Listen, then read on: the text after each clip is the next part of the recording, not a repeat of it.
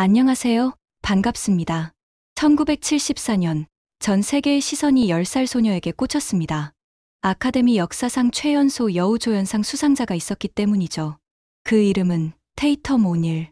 이 황금빛 트로피를 배우라면 누구나 평생을 바쳐 단 한 번이라도 만져보길 소망하는 성공과 영광의 결정체입니다. 하지만 오늘 우리가 이야기할 이 작은 소녀에게 이 트로피는 축복이 아니었습니다.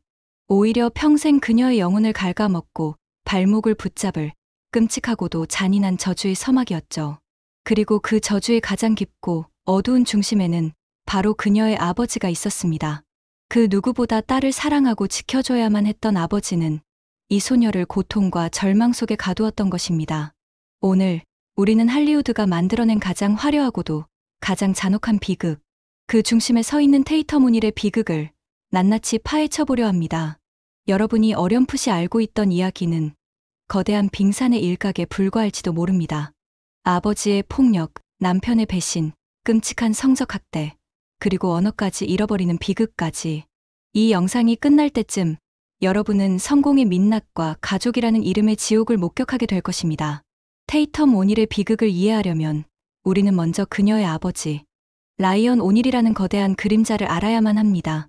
1970년대, 그는 할리우드 그 자체였습니다. 영화 러브 스토리 단 한 편으로 전 세계인의 눈물샘을 자극하며 당대 최고의 미남 스타 자리에 올랐죠. 그의 반항적인 눈빛과 서글서글한 미소는 시대의 아이콘으로 만들기에 충분했습니다.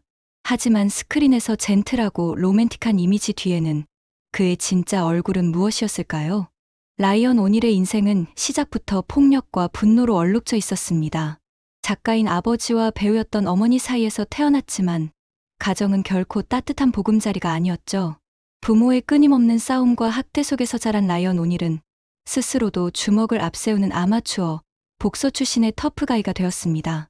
그의 삶은 언제나 스캔들과 폭행, 구설수로 가득한 시한폭탄과도 같았습니다. 테이텀의 어머니이자 재능 있는 배우였던 조안나 무어와의 결혼 생활 역시 지옥이었습니다. 라이언의 끊임없는 외도와 손찌검, 그리고 부부 모두가 빠져있던 알코올과 약물 중독은 가정을 뿌리부터 썩게 만들었죠. 테이텀이 고작 2살이었을 때 그녀의 세상은 이미 산산조각이 난 상태였습니다. 아내와 이혼 이후 라이언 오닐은 어린 테이텀과 남동생 그리핀의 양육권을 가져옵니다. 하지만 아버지라는 책임감 있는 역할이 아니었습니다. 그에게 아이들은 자신의 자유로운 생활을 방해하는 귀찮고 성가신 짐덩어리에 불과했죠. 바로 그때 라이언 오닐에게 일생일대의 기회가 찾아옵니다.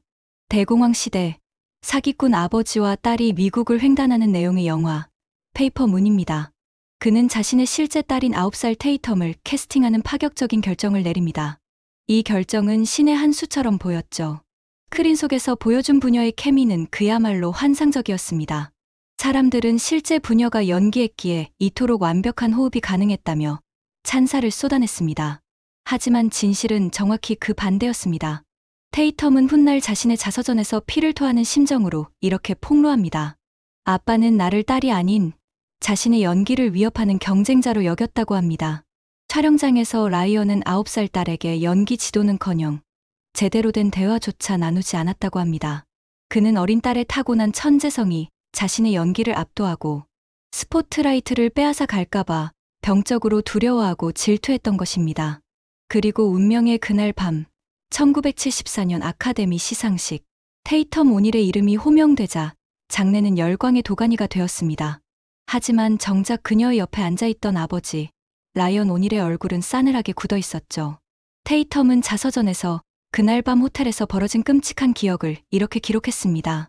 시상식이 끝나고 호텔방으로 돌아오자 아빠는 분노와 질투에 눈이 멀어 나를 벽으로 밀치고 소리쳤으며 네가 감히 내 스포트라이트를 훔쳐갔다며 망설임 없이 뺨을 때렸다고 합니다. 10살 소녀가 받은 생애 최고의 영광은 아버지의 폭력과 함께 그 자리에서 산산조각 나버렸습니다. 그날 이후 그녀의 황금빛 오스카 트로피는 자랑스러운 훈장이 아닌 아버지의 증오를 상징하는 끔찍한 낙인이 되어버렸습니다. 그런데요, 폭력은 시작에 불과했습니다. 더욱 충격적인 사실은 라이언 오닐이 어린 딸을 자신의 문란하고 위험한 사생활에 그대로 방치했다는 점입니다. 그는 어린 딸을 할리우드의 온갖 파티에 액세서리처럼 데리고 다녔습니다. 어른들이 약물을 흡입하고 난잡한 관계를 맺는 지옥도를 어린 테이텀은 바로 곁에서 숨죽인 채 모두 지켜봐야만 했습니다. 보호받아야 할 가정은 없었고 아버지는 가장 위험한 포식자였던 셈입니다. 사랑과 안정을 갈구했던 소녀의 영혼은 그렇게 서서히 검게 물들어가고 있었습니다. 테이텀은 아버지라는 이름의 지옥에서 벗어나고 싶었던 걸까요? 10대의 테이텀은 자신만의 탈출구를 필사적으로 찾기 시작합니다. 그리고 22살이 되던 해 자신만큼이나 뜨겁고 또 자신만큼이나 불안정한 한 남자를 운명처럼 만나게 되죠. 그의 이름은 존 맥켄로. 신들린 실력과 불같은 성질로 코트를 지배하던 악동 테니스 황제였습니다. 할리우드의 상처 입은 천재 소녀와 코트 위에 분노하는 야수. 세상은 예측 불가능한 커플의 만남에 열광했습니다. 어쩌면 사람들은 두 사람의 깊은 상처와 외로움을 한눈에 알아본 것일지도 모릅니다. 불꽃 같은 사랑에 빠진 두 사람은 1986년 세간의 엄청난 관심 속에 결혼식을 올립니다. 테이텀은 드디어 자신만의 안정된 가정을, 자신을 지켜줄 기사를 찾았다고 믿었을 겁니다. 하지만 그녀가 도착한 곳은 안식처가 아닌 또 다른 형태의 감옥이었습니다. 존 맥켄로는 코트 밖에서도 지배자였습니다. 그는 테이텀의 모든 것을 통제하려 들었죠. 그녀가 배우로서 재기하려는 것을 내 아내는 집에 있어야 한다며 극도로 반대했고 친구를 만나는 것조차 일일이 간섭했습니다. 존 맥켄로의 불같은 분노는 가정에서도 수시로 폭발했고 테이텀은 또다시 폭력의 그림자 아래 놓이게 됩니다. 테이텀은 자신의 자서전에서 더 충격적인 비밀을 폭로합니다. 바로 존 맥켄로의 스테로이드 사용 의혹이었죠. 그녀는 남편이 경기력 향상을 위해 금지 약물인 스테로이드를 상습적으로 사용했으며 그 부작용으로 극심한 감정 기복과 통제 불능의 폭력성을 보였다고 주장했습니다. 이른바 스테로이드의 부작용이 그들의 결혼 생활을 파괴했다는 것입니다. 결국 8년간의 위태로운 결혼 생활은 파경으로 끝이 났습니다. 하지만 테이텀을 기다리고 있던 것은 자유가 아닌 그녀의 인생을 송두리째 무너뜨린 가장 참혹한 형벌이었습니다. 바로 새 아이의 양육권을 모두 빼앗기고 만 것이죠. 법정 다툼에서 존 맥켄로는 테이텀의 약물 중독 이력을 집요하게 공격했습니다. 약에 취한 불안정한 엄마에게 아이들을 맡길 수 없다. 이 주장은 결정적이었습니다. 아버지에게 버림받았던 소녀는 자신의 아이들에게서도 강제로 분리되는 세상에서 가장 끔찍한 고통까지 겪게 된 것입니다. 그녀의 세상도 이번에는 모든 것을 잃게 되고 완전히 무너져 버렸던 것입니다. 남편도, 배우로서의 커리어도, 그리고 목숨보다 소중했던 아이들까지도. 벼랑 끝에 내몰린 그녀가 기댈 곳은 단 하나, 어린 시절부터 지겹도록 봐왔던 약물뿐이었습니다. 그녀는 약물이라는 가장 깊은 수렁에까지 빠져들며 스스로를 파괴하기 시작했죠.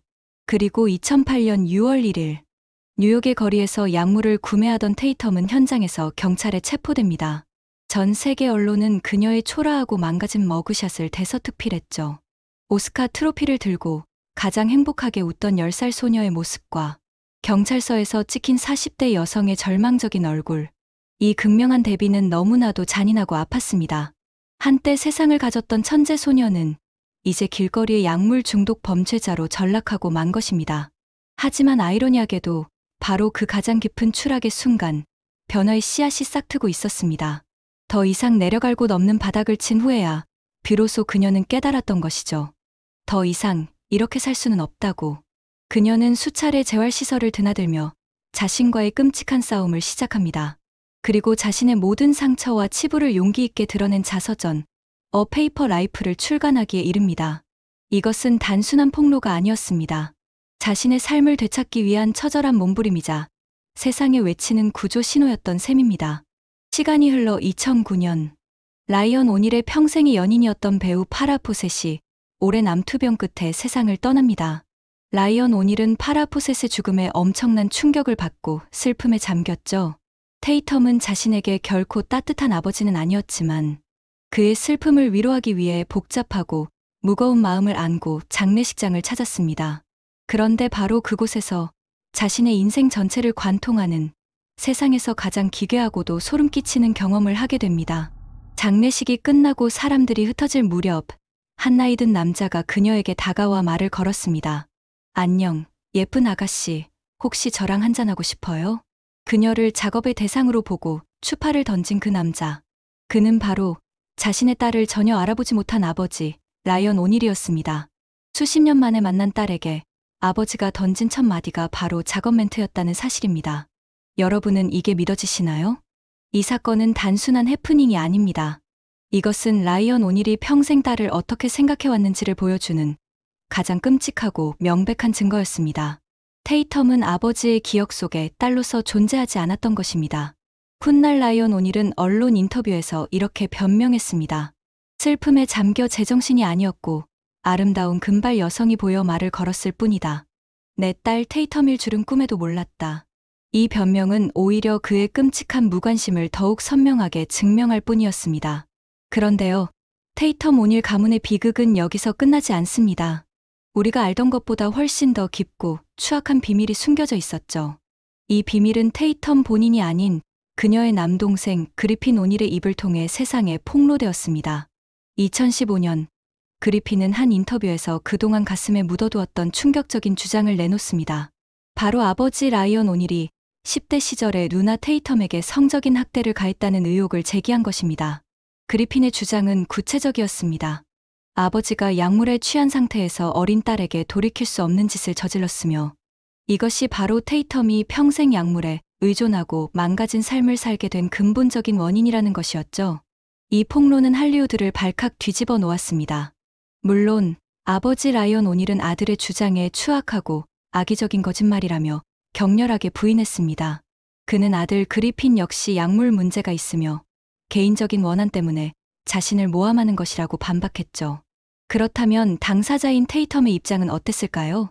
그녀는 이 끔찍한 성폭행 의혹에 공개적으로 동생의 주장을 지지하거나 혹은 부인한 적이 단 한 번도 없습니다.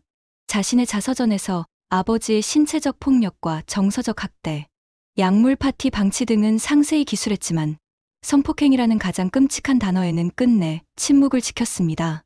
진실은 과연 무엇일까요? 우리는 단정할 수 없습니다.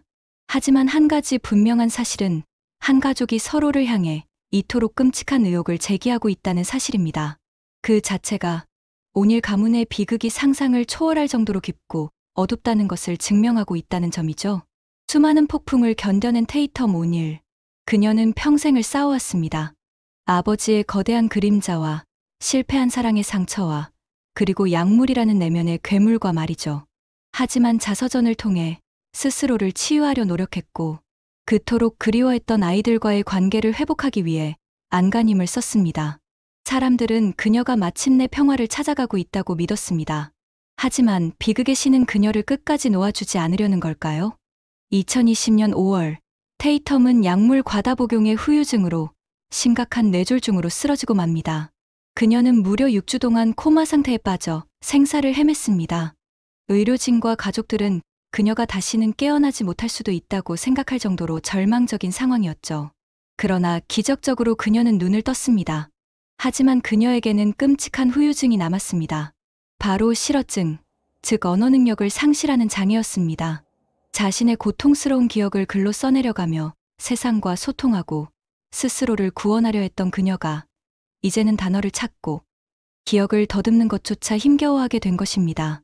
말을 할 수도 글을 읽거나 쓸 수도 없게 된 그녀는 지금 이 순간에도 어린아이처럼 처음부터 모든 것을 다시 배우고 있습니다. 이것은 그녀의 파란만장한 인생에 내려진 가장 마지막이자 가장 잔인한 형벌처럼 보입니다. 10살 소녀가 감당하기엔 너무나도 무겁고 차가웠던 황금 트로피. 테이텀 오닐의 이야기는 우리 사회에 날카로운 질문을 던지고 있습니다. 과연 준비되지 않은 성공과 망가진 가족 관계는 한 인간의 영혼을 어디까지 어떻게 파괴할 수 있는지를 말입니다. 그녀는 명백한 피해자입니다. 하지만 동시에 이 모든 지옥 같은 비극을 온몸으로 버텨내고 오늘을 살아내고 있는 위대한 생존자이기도 합니다.